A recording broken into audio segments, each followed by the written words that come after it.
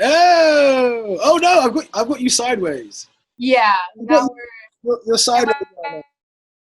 I sideways? I'm on a phone. Hold on. Okay, now we're fixed. Hi. Hey, how you doing?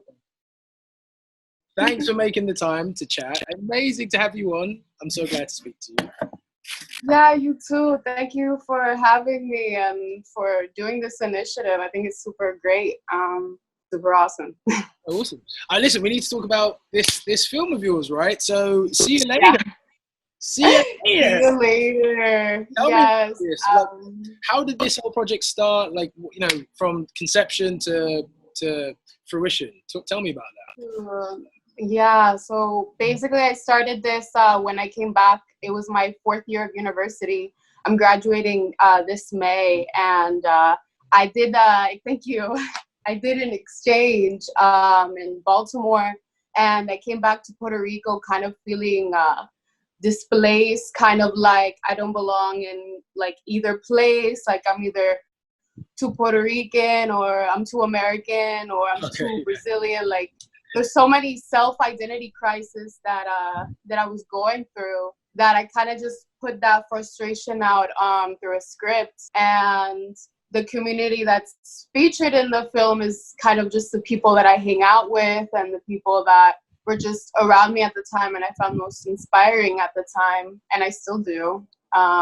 So that's how it kind of started, and then it just snowballed like with community support because once I got the script done, I showed it to a couple friends of mine and they were down to just do whatever they could to get this made. And we even did like a drag show fundraiser to make money, raised like $600 that night, and it was like all of my friends, because most of my friends in the community, they do drag, so they were like all for it. And then I met a wonderful, wonderful producer and actress, Jackie Cruz, who has a production company called Unspoken Productions.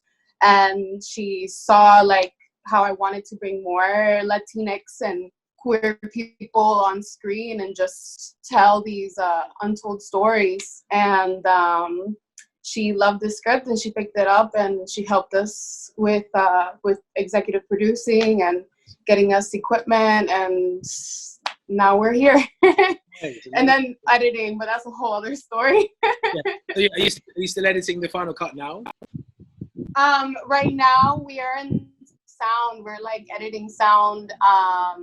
It kind of, this quarantine kind of caught us like right there in post where I'm done with visually editing, and now it's like we're sound mixing. So we're just waiting it out and posting online to see what Puerto Ricans do sound mixing and finding local people to help out. Nice, amazing.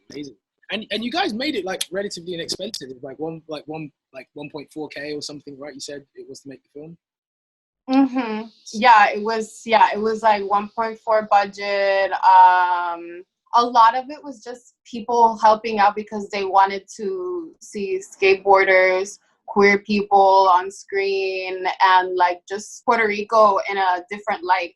Because a lot of the, we don't get featured on the news a lot, and then when we do, it's a lot of disaster. It's a lot of trauma porn, as they call it. Like they only like to show when we're suffering, and they don't even show like the solution. So a lot of my filmmaking also comes from that place of trying to find representation for Puerto Rico, and just kind of just showing those different sides, because we're very diverse and multifaceted. Yeah, nice, amazing. And is this your first film, or have you done a few? Or? This was my first, I would say, outside of university film. Yeah, like because I've done a couple like little projects, and then I did actually 2 short films. I did See You Later, and then in August through December, I did a short film for my senior thesis, and that I released that in December. We did like a little rooftop screening, and it's a beautiful story about a trans woman finding her feminine identity through the Yoruban deities, Yamaya and Oshun. They're goddesses. So like her finding out about her own spirituality and then her own feminine identity. So I do like a lot of stories like that. I'm just you know, people that really aren't featured. Nice. No, it's good. It's good. Like, yeah, you're creating a voice and obviously giving a voice where it's not often heard. So that's important. That's amazing. And because you need to send this film to us when it's obviously ready to be previewed, because I'm so intrigued. It's like I don't know if you've seen, we referenced this in our little review of the trailers. There's a director called Elizabeth Wood who did a film. Yes, White Girl. I saw that film. I did. Because it had the guy from Hamilton and She's Gotta Have It. He was the actor in there, the love interest. I can't remember. Yeah. And when I was a teenager, I was obsessed with like Skins. Okay. And like all these shows that were just kind of like showing just this different like shocking way of life with like young people and kind of they put themselves on a platform, because I believe Jamie Britton was like super young when he first wrote Skins too. Like I believe he was like 19, 18. Same with this director, Harmony Korine, when he came out with Kids, he was like 18, 19. I'm 22, but like it's just this age span where we're at the beginning of our work, but it's so crucial to be making films at this time too.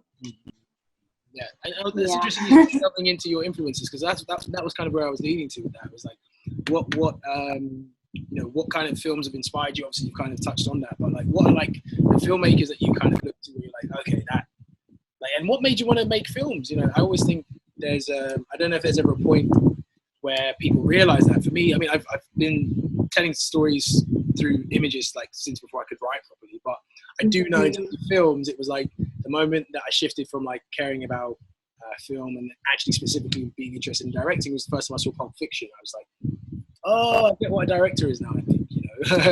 Like, exactly. I know, it makes sense. A filmmaker's favorite director says a lot about their taste. Yeah, I guess so.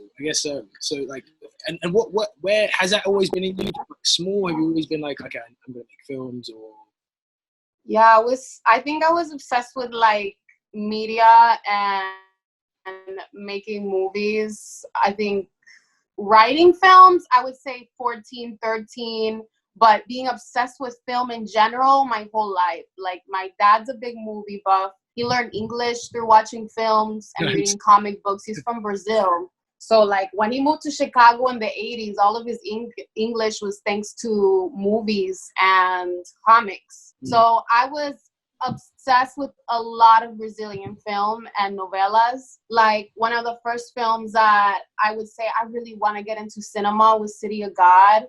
When I was watching that representation, the writer and director coming from the favelas and making a story that really resonated from his hometown. I mean, I think that was just so monumental. And then just watching just like the generations of like the political regime in Brazil, like they went through a dictatorship. I mean, there's a lot of Latin American countries that went through these intense dictatorships that came out with amazing cinema. Like a lot of, I grew up with a lot of like also Alfonso Cuarón. I don't know if you've seen Y Tu Mamá También. It's an amazing film. I will check. Yeah, it's just recommended it. It's super. Oh, okay. It's just very. I like a lot of realistic cinema, but also like I love magic realism. I like with my other film, the Divina Gracia, where she like kind of escapes through spirituality. Like I like a lot of Bliss Winden Refn too, because he does a lot of escapism, like with Neon Demon. That is my favorite filmmaker. Well, one of them. I'm so sorry you froze on me. Yeah, that's he's one of your favorites. Yeah, so I love Neon Noir. That's also one of my favorite like stylistic choices. Like, so those are just a couple. And then Greg Araki, oh my gosh. Greg Araki is one of my favorite filmmakers. Have you heard of him? No. He's a Japanese-American filmmaker based in LA. He would make a lot of these super queer, radical 90s movies. One of them was Doom Generation, Nowhere. A lot of them feature Rose McGowan, like when she first started out in the 90s. And then a third one, he has like a trilogy. Oh, Mysterious Skin. Have you seen that? It has Joseph Gordon-Levitt. Oh my gosh, 2003, Joseph Gordon-Levitt, like prime. That's one of my favorite roles of him. He would just make a lot of movies like featuring queer people, and it was very unapologetic. It was very raw. I think he even did like a pilot for an MTV episode that's on YouTube, and it never aired because it was so fucking crazy. Like it was so like, you know, U.S. American television was never gonna accept that at the time, especially it was the 90s. They were never gonna take that in. But yeah, those are kind of the filmmakers that shaped me and always let me into cinema. And yeah, I've been writing since I was 14, 13, and I never stopped. Like I was obsessed. Amazing. Yeah, I need to, yeah, you're gonna have to like write a list to me to catch up, because ironically I don't actually watch that many films. Like I think since making films, I probably watched less than I used to. Obviously, like growing up, I watched like everything. Right. I kind of pick. I'm quite like picky with what I watch now. Yeah. But yeah, that's interesting. It's interesting. And so this other film, are you gonna? I guess after See You Later, are you gonna go straight into post for the other film, or is the other film already done? Or? Well, the other film is done. I guess I could make a trailer, but I'm at this point where I don't know if I want to either remake it outside of my university, because we were put in such a short time span, and I feel like that concept can be a lot more grandiose. I think the word is grandiose. Yeah. It could just be a lot bigger, like what's like Baz Luhrmann big, you know, like that kind of product, like production design. Like I see this film with a larger budget. Like this was really, I think maybe a $300 budget, because it was fully my pocket, because it was like my last project for school. So I either want to use the footage that I have, the final cut that I used for university, to submit it to get it remade, or maybe I should post the trailer and see if I can raise money that way. But I'm still kind of stuck in between finding the best option for it. A lot of people want to see it, and then the people that have seen it want to be able to show it to their friends, and I'm just kind of stuck in this in between. Yeah. And how did you finance See You Later? Oh, hold on, like a motorcycle passed. I can hear you. Oh, sorry.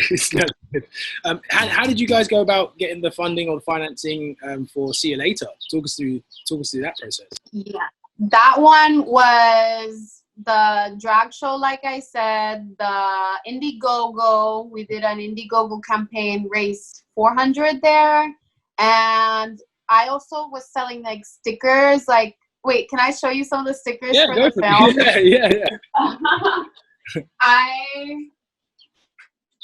My friend Angie, she does graphic design. She did some of the graphic design for the film.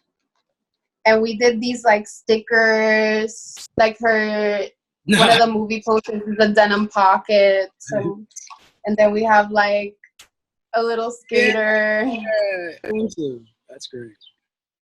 And the little See You Later board. Yeah. That's awesome. That's great. I had to hand cut these myself because the sticker machine jammed that day. So I was like at the fundraiser, just okay, let's get these sold. And those are some that left over. But we sold merchandise. What else did we do? And then Unspoken Productions was the biggest donation, because that was Jackie's production, and since they're LA based and we were in Puerto Rico, and the only person from Unspoken Productions that I personally knew and met and took a chance on me was Jackie. Mm-hmm. So it was just Jackie wired us the money to be able to rent out all this equipment and to be able to get the vision done. And I just had, I guess, the best people at the time because we had low budget, but everybody was there, like, dedicated to getting this vision produced. Like, it was really monumental in that way that it got done because everything just fell into place. Oh gosh, even the actress kind of fell into place because I never met her. I casted her and I never met her. How did you guys meet? How did you guys find each other? Kindred spirits. It's a really great story. So I was creative directing a photo shoot here in Puerto Rico. It was for Princess Nokia, and she does like rap music. I love her. Check her out too. And she's from New York City. And basically, I was telling her about the film after we did the photo shoot, and she told me, "Oh, I have the girl for you." Because I was telling her I don't have a New York Puerto Rican. Like, in Puerto Rico, it's really hard to find like a New York Puerto Rican that also skates and also is around the age range of 20-ish, early 20s. And I really wanted to be authentic with this. So I was like, "Oh my gosh, do you know anybody who'd be down to come here?" She's like, "I know the perfect girl. I'll even fly her down for you." So she also invested as a casting director, like Destiny, aka Princess Nokia, invested herself as a casting director and an executive producer. On the spot, she loved the script. She was like, "On the spot, I have the girl for you." And got us in a group message on Instagram, and then I FaceTimed her, and I was like convinced. Like, after the FaceTime call, and she read me a couple lines, but she didn't even need to read me a couple lines because I was already like, "You're her." You're frizzy, ditzy Julia. Like, I was talking to her like this. I wrote this person, and then she just came to life. So, like I said, everything just fell into place, you know. Amazing.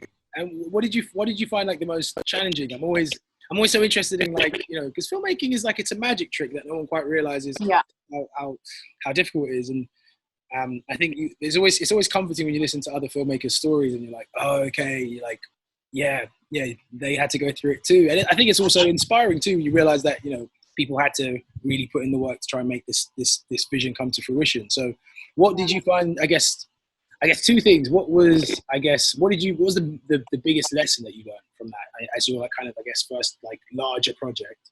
And what was the most challenging thing about bringing it to fruition? Like, what was, or whether it's a single moment or just in general? I think the biggest lesson was to don't doubt myself and don't doubt the community that has always been there for me.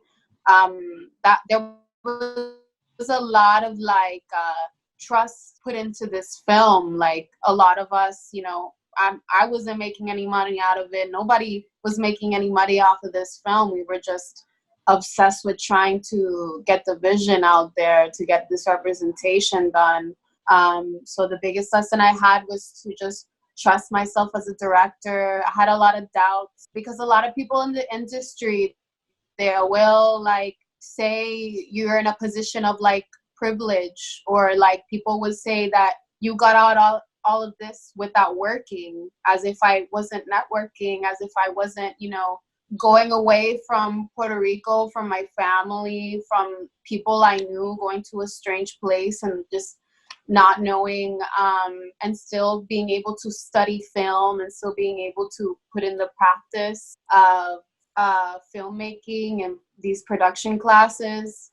I went through a lot of these hardships, and a lot of people will put doubts into your mind, you know, by saying that this film was magically made, or by saying like that you're too young. Also, you're too young to be a director, or I didn't know you were 22. Like, people that would say those kinds of comments kind of almost convinced me that I'm not prepared for this, or I'm not ready. And the biggest lesson I learned is just to not doubt myself. Like, just do what your gut is telling you to do. And I felt like I was really born to be making films. Like, this is something I knew all this time, and there was nobody that was going to take that from me. So that was just the biggest lesson. Yeah. And again, just relying on all of my good friends that worked on it. Like, another lesson was just being unbelievably, I was not surprised. I know who my friends are, but you know, when you're always like just struck with all this love when you see the job done and you see how they all came together to get this product done, I was just shocked regardless. I was gonna be shocked either way. Yeah. So Amazing. yeah, it was a beautiful experience. Nice. And the biggest challenge that you faced or ran into? Oh, the biggest challenge. I would say the challenge of, oof, okay. I guess for me, just as a first-time director, I have a hard time of kind of saying out loud exactly what I need. Like, I'll be a little bit too like nice. Like, I first started out this production very like everything goes, because I just want everybody's talents to be displayed and everybody doing their own thing. But the hardest thing for me was like say no to suggestions, like suggestions that I really didn't like and really didn't go with the film, and being like, you know, this really doesn't do anything to the storyline, or this doesn't do, like, people just, even on set, like extras that were really friends of mine that we hung out, like suggesting like doing like this random scene in the middle of filming, just like adding these shots. And that was the biggest challenge. And then also the money, because at the end of the day, it was a super low budget, and working with getting everybody fed to, like, we had 40 extras show up at the party scene, and I was not expecting 40 people. that was the biggest challenge. Yeah, there we go. Wait, so how did that happen? How did you go. Like a casting call when that 40 people showed up? 40 people, because I sent an invite, like that we posted the flyer with no address. We're just like, we're doing this filming party, email to RSVP. So I emailed back 20 people, and 40 something people showed up, and we didn't have like the food, the drink, like water. I mean, we had water, but we didn't have like food for 40 people there. And so that was like the biggest challenge for me, dealing with 40 extras my first ever day of filmmaking, because we shot all the morning like skate shop scenes and like early 5 a.m. we got up and got there, and then we did all the party scenes that same day at night and wrapped it at 12 midnight. So we had like a big break in the day, but we basically made 2 days into one. 2 shooting days into one. We did like those 2 locations. So that was probably like the biggest thing. Make sure you tell people there's like a capacity or something. Yeah. But it's also, it worked as a part. It became like an actual party. So it worked to our advantage. It was a challenge, but then it worked to our advantage because people were there like enjoying themselves. The art director was having such a problem with them because they kept putting their own liquor on the set design. You know how they get their own bottles. They rent these bottles out just to be able to have that there. And these people putting like bottles of our beer, Medalla, just putting Medalla everywhere. Like, he was getting so frustrated. I understand. But again, 40 extra trouble. Yeah. Good problem to have. So what are you doing next? Like, have you got another story in the pipeline, or are you waiting to just wrap up See You Later? Yeah, I'm trying to wrap up See You Later and Divina Gracia, and I'm just applying to internships everywhere I go. Like, I know right now it's kind of a hard time to think about the future because everybody's at home.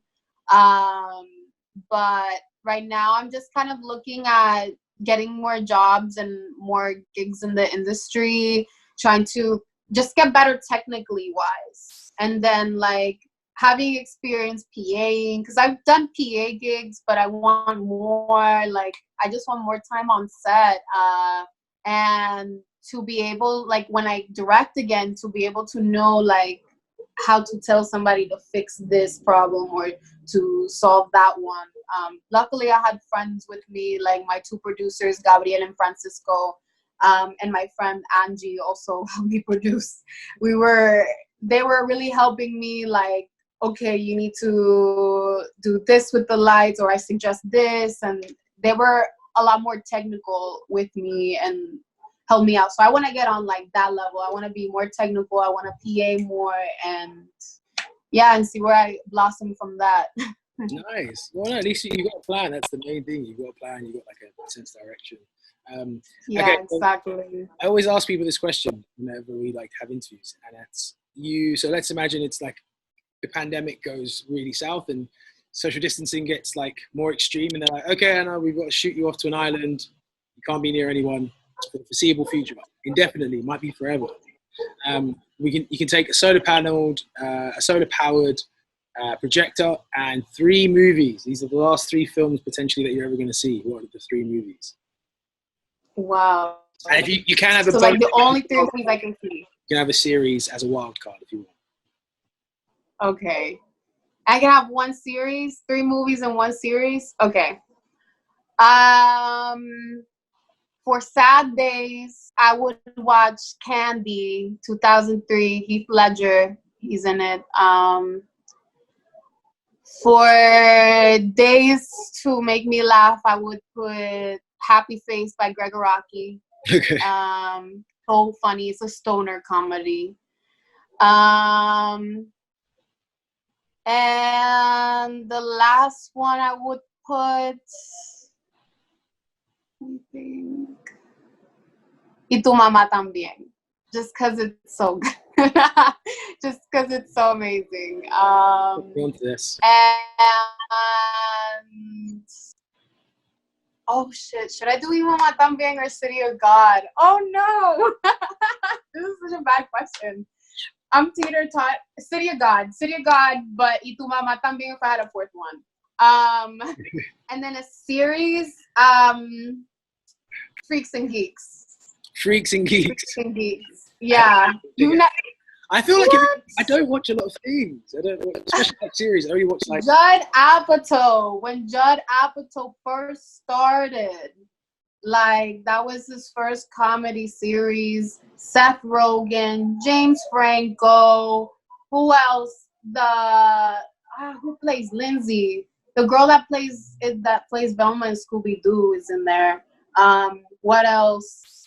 There was a bunch, really good cast when they just started, like, and it was just so ahead of its time. Like 90s, it talked about depression, it talked about smoking weed and feeling bad about it because your parents talk bad about weed all the time, and it was just like a teenager series. I mean, I'm obsessed with coming of ages, so yeah, you should watch it. I don't know if it's still on Netflix. It used to be, but it's pretty good. It's Freaks and Geeks. Freaks and Geeks. I will try my best to make time for it. I will try my best. Yeah, it's great. It's great. Wait. Firstly, can I I'm looking at your name. So you've spelled phonetically. You've spelled it now to help people be able to pronounce it. I've seen here. So yeah. Teixeira. Teixeira. Okay. Yeah. I'm gonna work that into my tongue somehow. But Anna, thank you so much to talk to me. It was like really interesting learning more about you, and getting some context to you as a filmmaker and like how you produce this.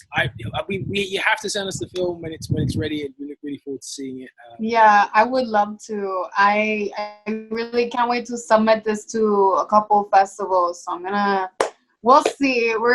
The future is for see you later. It's coming. Looking forward. We're biggest fans right now, so we're rooting for you. All right, Anna. Listen, thank you so much. I always sign off with famous last words. Anna Teixeira, go. Famous last words. Be freaky all the time.